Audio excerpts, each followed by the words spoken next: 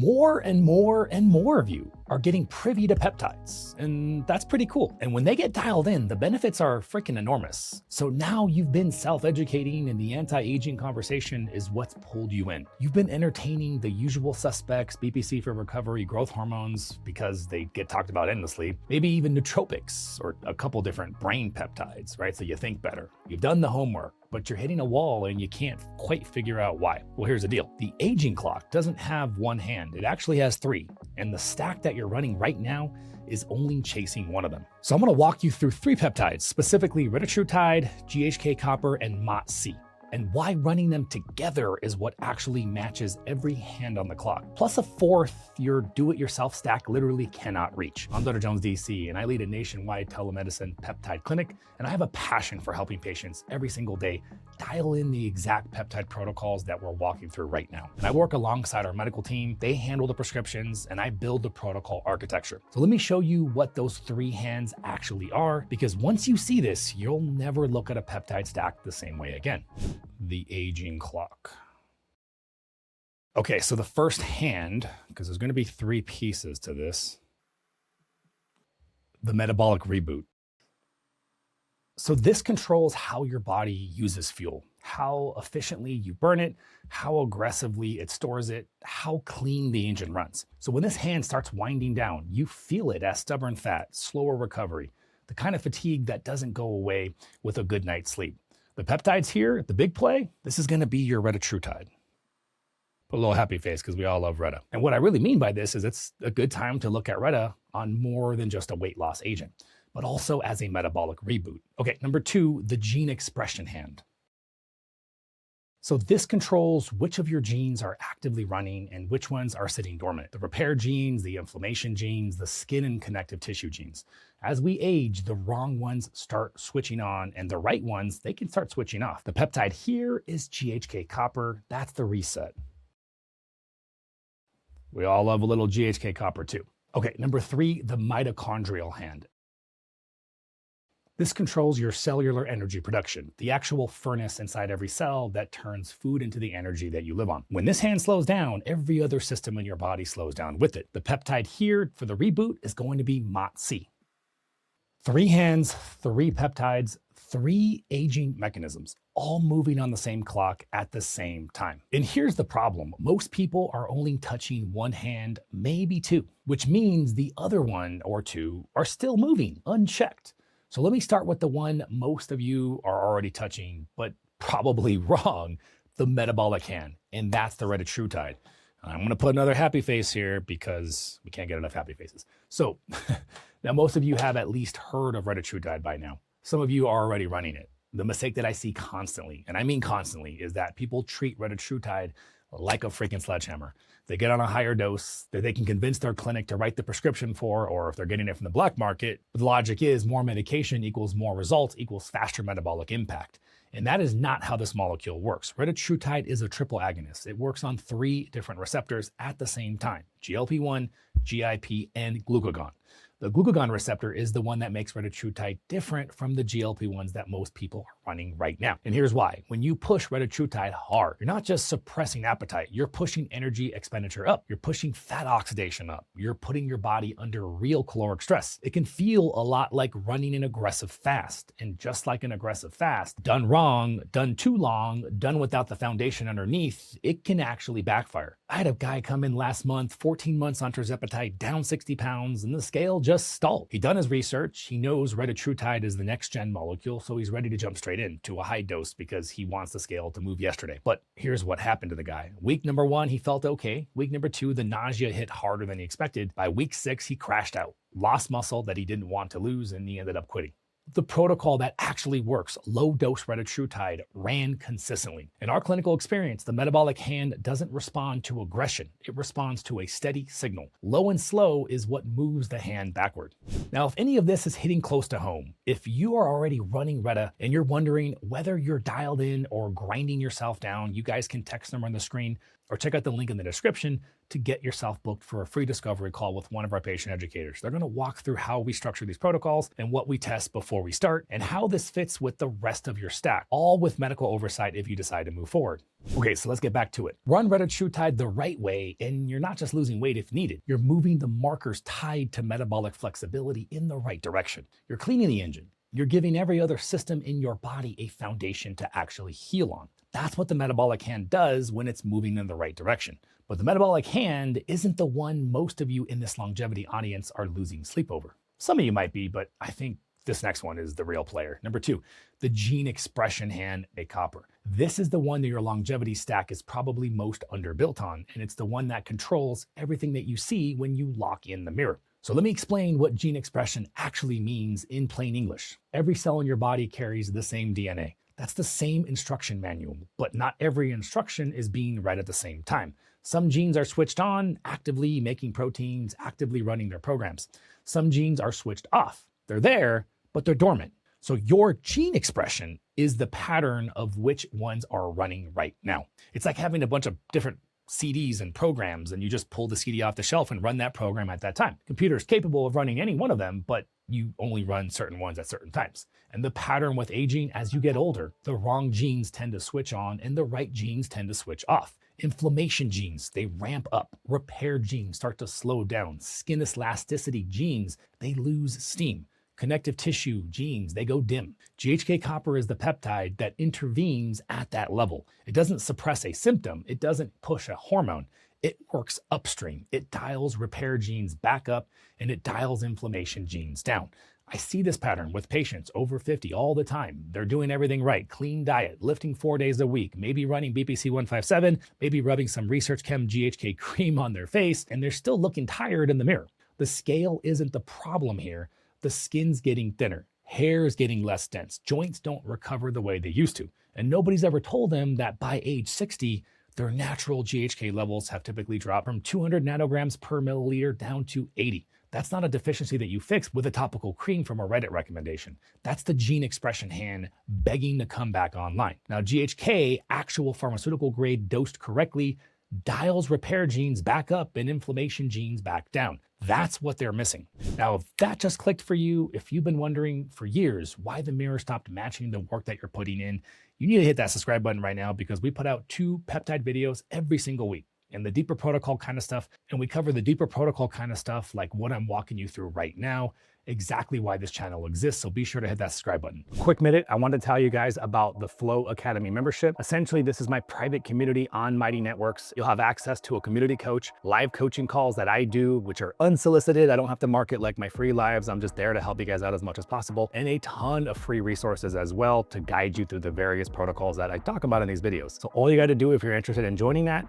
is just become a member to this YouTube page, and then there's a link that you can access after you become a member that'll allow you to join the community. Now, back to the video. That's hand number 2, gene expression reset. The repair genes dialed up, inflammation genes dialed down, dormant systems waking back up. That's what GHK-copper does when it's actually dosed at the level that your body needs. But here's the catch. Repair genes dialing back up is only part of the equation because repair work, it takes energy. And if hand number 3, the mitochondrial one, isn't keeping up, none of the repair gets finished. And that's where the third peptide comes in, the mitochondrial hand MOTS-c. So here's where things get interesting, because most biohackers who pick up MOTS-c, they grab it for the wrong reason and then wonder why they feel worse instead of feeling better. The quick reset on what mitochondria even are. Every single cell in your body has these tiny little structures inside. Think of them like batteries. They're called mitochondria. Batteries are engines for the cells. They take the food that you eat, the broken down parts of the food, and they turn it into the actual energy substrates that you can actually live on. The energy that your muscles use, the energy that your brain runs on, the energy that your immune system spends fighting those bad things off. When the mitochondrial hand starts winding down, and it does, with age, system after system in your body starts running on a smaller power supply. MOTS-c is what we call a mitochondrial-derived peptide. Your body makes it. It's a signaling molecule that helps your mitochondria ramp up production. Some people call it exercise in a bottle. Some people call it a metabolic triple hitter. Both descriptions are pointing at the same thing. MOTS-c cranks the engine up. But here's where it gets misunderstood. MOTS-c is not an energy peptide. Read that again. MOTS-c is not an energy peptide. When patients ask me what peptide should I take to fix my energy, we're not recommending MOTS-c. I could sell them MOTS-c all day, but that's going to do them a disservice. It doesn't manufacture energy out of thin air. What it does is it revs the engine up that you already have. And if your engine is damaged, if you got chronic inflammation, years of training without proper recovery, a mitochondrial network that's already running on fumes, revving it harder doesn't help.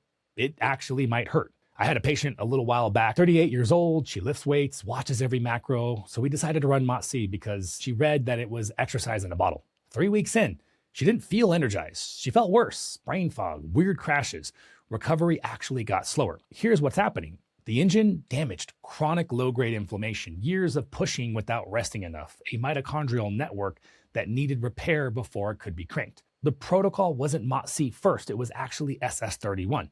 That's a different mitochondrial peptide that tunes up the engine. And then MOTS-c to crank it up. 6 weeks later, completely different patient. That's why the same peptide that wrecked her back in March was running clean by May. Sequencing isn't optional, it's part of the protocol. This is the piece that do it on your own stacks almost always get wrong. You pick up MOTS-c first off of a list because it sounds like an energy answer, but you skip the diagnostic question of whether your engine is even ready for it. And the peptide that should have been your best results becomes your worst one. So run the right peptide in the right order and the mitochondrial hand starts moving again. Cellular energy production goes up, recovery sharpens. The systems that depend on mitochondrial output, that's all of them. You finally have the power supply that you've been starved of. 3 peptides, 3 hands. Running one of these alone isn't a stack. It's a single intervention against a 3-front problem. So picture it this way. You've got somebody running Retatrutide solo because they read it was the strongest GLP-1 on the market. The metabolic hand starts moving the right direction. Great, but their gene expression hand is still moving the wrong way. Their mitochondrial hand is still winding down. They get on the scale and they're winning, but the mirror still tells them that they're losing. Or somebody running GHK-Cu solo because they got serious about anti-aging after age 50, so the repair genes flip back on, skin starts holding water again, joints feel better, but the metabolic hand is still winding the wrong way. The mitochondrial engine is still running thin. They feel improvement in one dimension and frustration in the other two. Or somebody running MOTS-c, for example, solo because they want the energy crank, the mitochondria respond, recovery sharpens, but the metabolic and the gene expression hand, they keep moving forward untouched. This is why DIY stacks plateau. You're attacking one mechanism while the other two keep aging you on a schedule. You run the 3 together, sequenced correctly, dosed correctly, layered correctly, and for the first time, you're matching all 3 hands at once. That's when patients start telling us that the clock feels like it's slowing down. Not because any one peptide is magic, because the combination covers what no single peptide can. Okay, real quick, tell me in the comments, let me know which hand is missing from your current protocol. The metabolic, the gene expression, or the mitochondrial. Most of you are running 1, maybe 2, but you didn't realize that the 3rd hand was even there. Drop your comments below and let's see where the room is. Now, before you start, there's a checklist that most biohackers skip, and it's the difference between the protocol working and you wasting a year of your life and a stack of money on peptides that your body wasn't ready for. Okay, so 4 things. If you don't have these locked in, the stack that I just laid out, it isn't going to land the way that it should. So number 1, insulin resistance. This is the one that most biohackers underestimate, even the smart ones. Insulin resistance and aging tend to move together. Retatrutide is one of the most powerful tools that we have access to for unwinding it. But if your baseline insulin is sky high and you've never worked on it, you're asking it to solve a problem it works with, not a problem that it solves alone.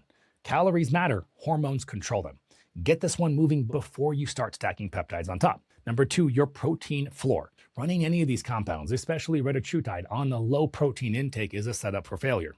Run aggressive metabolic interventions on low protein and you put yourself at real risk of losing muscle that's slow and frustrating to rebuild. Most of the patients who come in disappointed with their results, they're not disappointed because the compound failed.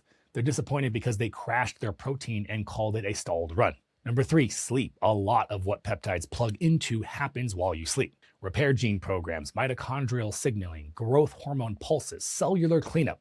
Most of it is clustered overnight. 6 fragmented hours and you're paying for results that get burned every morning. Okay, number 4, the foundation labs. Real labs, not the basic panels that your annual physical runs. Full inflammatory markers, full hormone panel, full metabolic workup. Layering peptides on top of labs that you've never seen is not a protocol. It's a guess, and that guess can get really expensive really fast. So out of those 4, insulin resistance work, protein floor, sleep, foundational labs, Which one are your weakest link right now? Be honest in the comments. This helps other people feel a little bit vulnerable for a moment. Once those 4 are locked in, you're ready to run this. But it doesn't end at those peptides. There is a 4th therapy here, low dose naltrexone. And this is where the protocol stops being something that you can build online. 3 peptides pull 3 hands of the clock. LDN doesn't pull a hand. It dials down the friction between them.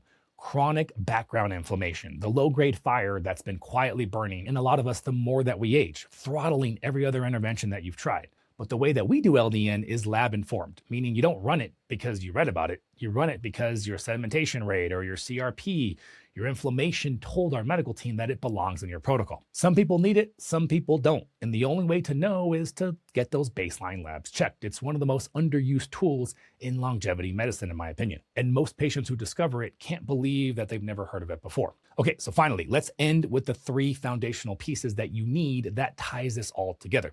So piece number 1, your source. The peptides that we work with come through FDA-regulated 503A compounding pharmacies. Pharmaceutical-grade compounded preparations held to compounding pharmacy standards on sterility, identity, and quality.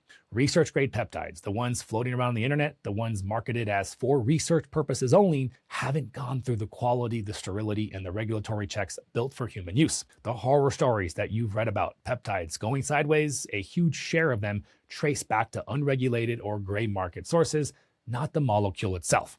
If you take the gray market route, send your peptides for testing at the very least. Okay, piece number 2, labs. Real ones. The ones that we covered a minute ago, plus the inflammation panel that decides whether LDN belongs in your protocol. You can't build the right run without seeing the right data first, and anyone telling you otherwise is selling you guesswork. Piece 3, protocol architecture. This is the piece that's hardest to see from the outside.